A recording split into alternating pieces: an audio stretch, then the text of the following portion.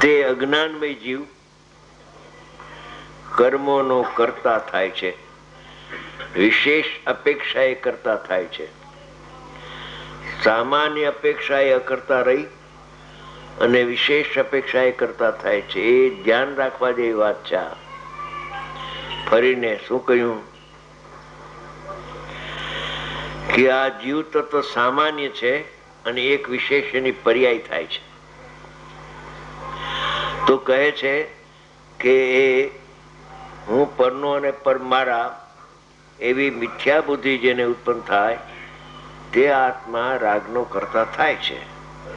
પણ રાગનો કરતા થાય છે એ ત્રિકાળી દ્રવ્ય કરતા થતો નથી. જો એક સમય માત્ર પણ અકર્તા એવો ત્રિકાળ સ્વભાવ અકર્તા પણ છોડી દે તો રાગને કરે. રાગને ન કરે એવો એનો સ્વભાવ છે, છતાં પર્યાયમાં રાગ થાય છે, એ હકીકત છે. તો એ વિશેષ અપેક્ષા એ કરતા થાય છે. સામાન્ય અપેક્ષા એ અકર્તા પણ સુરક્ષિત રહી જાય છે. પણ જે કરતા થાય છે એ પર્યાયનો કરતા પર્યાય થાય છે એમ માનતો નથી, પણ હું એ કરું છું. હું એટલે અકર્તા ને કરતા માની બેઠો છે. અદભુત ચમત્કારિક વાતો છે આ સમયસારમાં. ભલે કરતા પણ એને ભાષે રાગનું માને કરતા છું, પણ ત્રિકાળી દ્રવ્ય અકર્તા પણ છોડે અને રાગનો કરતા થાય તો કહે છે કે એ તો અશક્ય છે, અસંભવિત વાત છે. કેમ ત્રિકાળી દ્રવ્ય કરતા એ પર્યાયનો કરતા થતો નથી? રાગનો, મિથ્યાત્વનો, અજ્ઞાનનો કે તદ્રૂપો ન ભવતી, તે રૂપે આત્મા રાગ રૂપે થતો નથી, માટે ખરેખર રાગનો કરતા થતો નથી. તો કહે છે કે રાગ તો થાય છે, આ થાય છે એ હકીકત છે, તો એનો કરતા કોણ છે જગતને ખબર નથી, કે પરિણામનો કરતા કોણ છે અને હું કોણ છું એ ખબર નથી જગત. એ ખુલાસો કરશે હમણાં, ટીકાકાર વધારે ખુલાસો કરશે. ત્રિકાળ અકર્તા પણ પરમાત્મા, પરમાત્માને રાગને કરવાની શું જરૂર પડી? જરૂર હોય તો કરે. રાગનું કર્તૃત્વમાં દુઃખ છે, આકુળતા છે. જેના ફળમાં આકુળતા આવે એને પરમાત્મા શી રીતે કરી શકે? એ તો અકર્તા રહ્યો છે, ત્યારે આ પરિણામમાં કરતા પણ આવ્યું છે, એ હકીકત છે. પણ એ પરિણામનો કરતા પરિણામ ન માનતા આત્મા એને કરે છે એમ માને છે, એટલે અજ્ઞાન છે. પરિણામ પરિણામને કરે છે, હું કરતા છું તો અજ્ઞાન નથી. પણ એ વ્યવહારથી એમ કહેવામાં પણ આવે, વ્યવહાર નહીં, કે આત્મા એને રાગને કરે છે. પરિણામ એનું છે ને, તો ઉપચારથી કરવામાં આવે. જ્યાં ઉપચારથી કહ્યું ત્યાં સત્યાર્થ લાગ્યું કે આત્મા જ રાગને કરે છે. શું રાગને નથી કરતો આત્મા? બીજો કરે છે કર્મનો, કે ના કર્મ તો કરતો નથી, તો આત્મા કરે છે, કે ના આત્મા કરતો નથી. શુદ્ધ ચૈતન્ય પરમાત્મા રાગને કરે નહીં. રાગ થાય ખરો, પણ અકર્તા રહીએ છે વસ્તુ. એ અકર્તા ઉપર દ્રષ્ટિ જેની જશે એનું રાગનું કરતા બધી છૂટી અને વિતરાગ ભાવ પ્રગટ થશે. પદાર્થ એક, પડખા બે. એક દ્રવ્ય પડખું અને એક પર્યાયનું પડખું. પર્યાયમાં ક્રિયા હોય છે સક્રિય, અને દ્રવ્ય તો નિષ્ક્રિય છે. એ ક્યાંથી કરે? કરતા થાય છે. હવે આપણે ટીકામાં વધારે ખુલાસો આવશે. આ પ્રતિભાસ જે શબ્દ છે ને, એ ચમત્કારિક શબ્દ છે. એ આમાં ચમકશે. ચમત્કારિક શબ્દ હમણાં આમાં ચમકી ઉઠશે. ધ્યાન રાખીને સાંભળજો. અજ્ઞાનથી ટીકા, અજ્ઞાનથી આ આત્માની વાત ચાલે છે. બીજા આત્માની વાત નહીં. અહીંયા આ આત્મા પરનો અને પોતાનો. પરનો એટલે જડ કર્મનો અને પોતાનો એટલે જ્ઞાયકનો, જ્ઞાન સ્વરૂપી આત્માનો. પરસ્પર અરસ્પરસ વિશેષ તફાવત જુદાઈ ન જાણતો હોય ત્યારે આ જ્ઞાન છે અને આ જડ પૂતગલના પરિણામ છે એમ જેને ભેદનાની શક્તિ વિડાઈ ગઈ છે અને એક મેઘ જેવું એને ભાસે છે એને કરતા ભાસે છે રાગનો. હવે કે છે કોઈ ત્યારે પરને પોતાનું જ કરતો, પરને એટલે પૂતગલના પરિણામને પોતાના પરિણામ રૂપે માનીને એને કરે છે અને પોતાને પર કરતો. પર પદાર્થ મારા પરિણામને કરે ને એના પરિણામને હું કરું એમ પરસ્પર કરતા બુદ્ધિ એને થઈ ગઈ છે. પોતે અજ્ઞાનમય થયો થકો. જો એક કોહિનૂરનો હીરો આવે છે, આમાં આંખ ઉઘાડવા જેવી આયા છે. અજ્ઞાનીની વાત છે. કુંદકુંદાચાર્ય ભગવાન કહે છે કે અજ્ઞાની જીવ ભાવ કર્મનો કરતા થાય છે એમ લખ્યું ને એમાં. ત્યારે આચાર્ય ભગવાન શું ફરમાવે છે કે અજ્ઞાનમય થયો થકો કર્મોનો એટલે રાગાદી ભાવ કર્મનો કરતા પ્રતિભાસે છે એને. જો કરતા પણ સુરક્ષિત રાખી દીધો, કરતા થાય છે તો કરતા રહેતો નથી. જરાક બુદ્ધિ ગોચર છે. આ ન્યાયથી થોડુંક સમજે, થોડું પણ સત્ય કાન ઉપર આવે તો સારું. અસત્યના ઢગલા આવી જાય તો શું કામનું? કઈ કામનું છે નહીં. કર્મોનો કરતા પ્રતિભાસે છે. અજ્ઞાની એમ ભાસે છે કે આ રાગને હું કરું છું. એ કેમ એને પાસે છે એનું કારણ હવે આપશે. જ્યાં રાગનો પ્રતિભાસ જ્ઞાનમાં દેખાય છે ત્યાં એમ થાય છે કે રાગ મારો થાય, મારામાં થાય છે. આ ફટીક મણીમાં જ્યાં લાલ ફૂલની પ્રતિભાસ થયો, પ્રતિબિંબ થયું, જ્યાં પડી ત્યાં અપરીક્ષકને, કુંભારને એમ લાગે છે કે આ સ્ફટિક મણી રાતો થઈ ગયો. એને સ્થિતિ છે. એકને રાતો લાગે છે, બીજો કે રાતો તો છે નહીં, આ તો સફેદ સફેદ ને સફેદ. કે ઉભા રહ્યો, દ્રવ્ય ગુણ થી સફેદ થાય એમ અમે માનીએ છીએ, પણ પર્યાય તો રાતો થઈ ગયો. બે નથી વાદ વિવાદ. ત્રીજો આવ્યો પરીક્ષક કોઈ, શું છે આ? કે ભાઈ મને તો આ રાતો લાગે છે, આ કે છે મને કાચ સફેદ લાગે છે.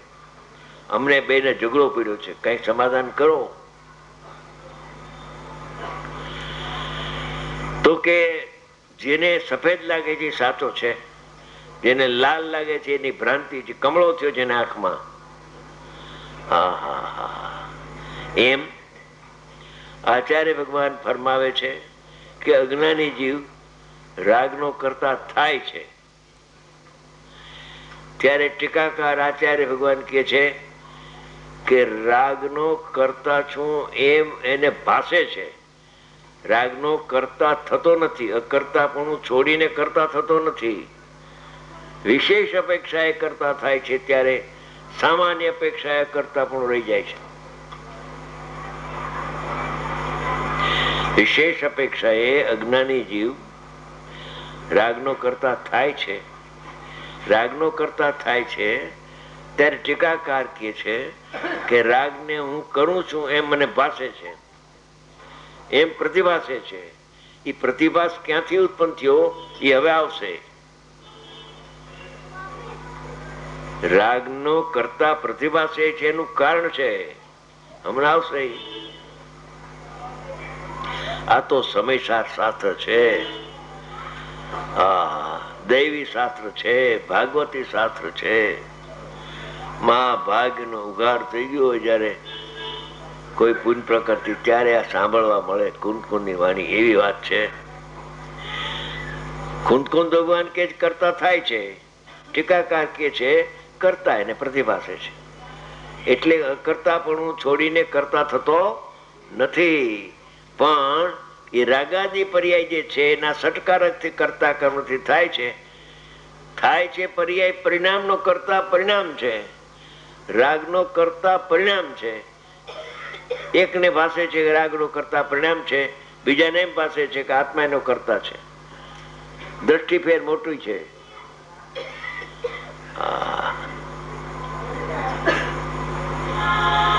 આ તો બુદ્ધિનો વિષય છે, આ કઈ અંધશ્રદ્ધાનો વિષય નથી. લોજિક થી, ન્યાય થી તો કે છે.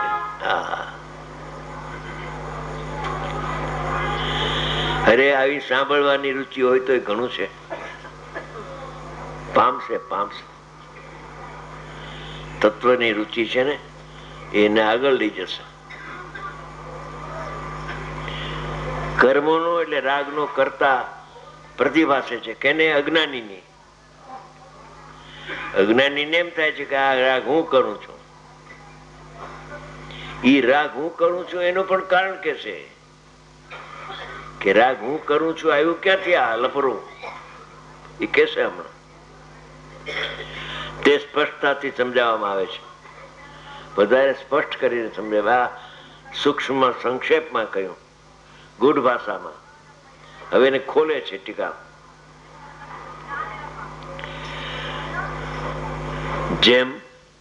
જેવી રીતે શીત ઉષ્ણનો અનુભવ, ટાઢી ઊની અવસ્થાનું જ્ઞાન, ટાઢી ઊની અવસ્થાનું જ્ઞાન, અનુભવ એટલે જ્ઞાન, વેદન નહીં. જળનું વેદન ન હોય આત્માને. અનુભવ એટલે જ્ઞાન એનું. શીત ઉષ્ણનો અનુભવ એટલે જ્ઞાન કરાવવામાં નિમિત્ત. સમર્થ એટલે નિમિત્ત કારણ કોણ છે આમાં? જ્ઞાન તો આ ઉપાદાનથી થાય છે, પણ આ ટાઢીઓની અવસ્થા છે એ નિમિત્ત છે, અહીંયા ઉપાદાન છે. હવે એને એમ કે છે કે એ ટાઢીઓની અવસ્થા છે, એમાં નિમિત્ત છે, એ નિમિત્ત કારણ છે, એ એનું સમર્થ કારણ છે. કે એ એમ કે છે કે અનુભવ કરાવવામાં સમર્થ. જેવો પદાર્થ છે એવો પદાર્થ અહીંયા પ્રતિભાસે છે, એવું એમાં નિમિત્ત કારણ છે. અહીંયા જ્ઞાન થાય છે, ઓલું જ્ઞેય છે. જ્ઞેય જ્ઞેય રૂપે પડમે છે, જ્ઞાન જ્ઞાન રૂપે પડમે છે. પણ ઓલું દ્રવ્ય કર્મ ને ભાવ કર્મ ના પરિણામ અહીંયા શીત ઉષ્ણ લીધું, નો કર્મ ના પરિણામ. સમર્થ એવી શીત ઉષ્ણ પૂતગલ પરિણામની અવસ્થા ધ્યાન રાખજો. ટાઢીઓની અવસ્થા છે એ જીવની અવસ્થા નથી, ચેતન પરમાત્માની અવસ્થા નથી, પણ પૂતગલની અવસ્થા છે. પૂતગલ પરિણામની અવસ્થા. શું? ટાઢીઓની અવસ્થા. પૂતગલ થી અભિન્નપણાને લીધે ત્રણે કાળ ટાઢીઓની અવસ્થા પૂતગલ થી અભિન્ન છે. પૂતગલ ના પરિણામ છે ને, તેથી તે પૂતગલ થી અભિન્ન હોય. ચેતન ના પરિણામ ચેતન થી અભિન્ન હોય. અભિન્નપણાને લીધે આત્માથી સદાય અત્યંત ભિન્ન છે. આ ટાઢીઓની અવસ્થા પૂતગલ થી અભિન્ન છે અને આત્માથી ત્રણેય કાળ ભિન્ન છે. આત્માથી સદાય ત્રણેય કાળ હંમેશા અત્યંત એટલે સર્વથા ભિન્ન છે. કોણ ભિન્ન છે? પૂતગલ ના પરિણામ. કેનાથી ભિન્ન છે? આત્માના જ્ઞાનથી. જે જ્ઞાનમાં એ પૂતગલ ના પરિણામ જણાય છે, પ્રતિભાસે છે, એવું જે જ્ઞાન, એનાથી આ પૂતગલ ના પરિણામ અત્યંત સર્વથા ભિન્ન છે. અને તેના નિમિત્તે થતો તે પ્રકારનો અનુભવ એટલે જ્ઞાન. પૂતગલ ના પરિણામ જ્ઞાનમાં, સ્વચ્છ જ્ઞાનમાં, ઉપયોગમાં પ્રતિભાસે છે. એને સ્થૂળ અપેક્ષાએ પ્રતિભાસ ન સમજતો કે જણાય છે એમ પણ ભાષા આવે છે, પણ પ્રતિભાસ છે. જલ કે છે પૂતગલથી સદાય અત્યંત ભિન્ન છે અને તેના નિમિત્તે જ્ઞાન નૈમિતિક છે અને ઓલું નિમિત્ત છે. તે પ્રકારનો અનુભવ આત્માથી અભિન્નપણાને લીધે પૂતગલના પરિણામનો પ્રતિભાસ જ્યારે થાય છે ત્યારે પૂતગલના પરિણામ પૂતગલથી અભિન્ન છે અને તે સંબંધેનો અહીંયા પ્રતિભાસ જ્ઞાનમાં થાય છે. એ જ્ઞાન એ પ્રતિભાસથી અભિન્ન છે. પૂતગલના પ્રતિભાસથી જ્ઞાન અભિન્ન છે. પ્રતિભાસ જ્ઞાનમાં થાય છે, એ જળમાં ન થાય. અને પ્રતિભાસમય છે, સ્વપરનો પ્રતિભાસ થાય છે. એમાં અત્યારે પરના પ્રતિભાસની વાત લઈએ છે.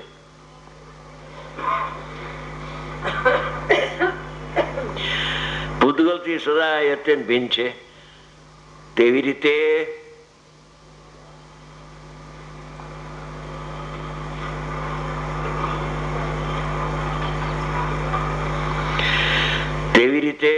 તે પ્રકારનો અનુભવ કરાવવામાં સમર્થ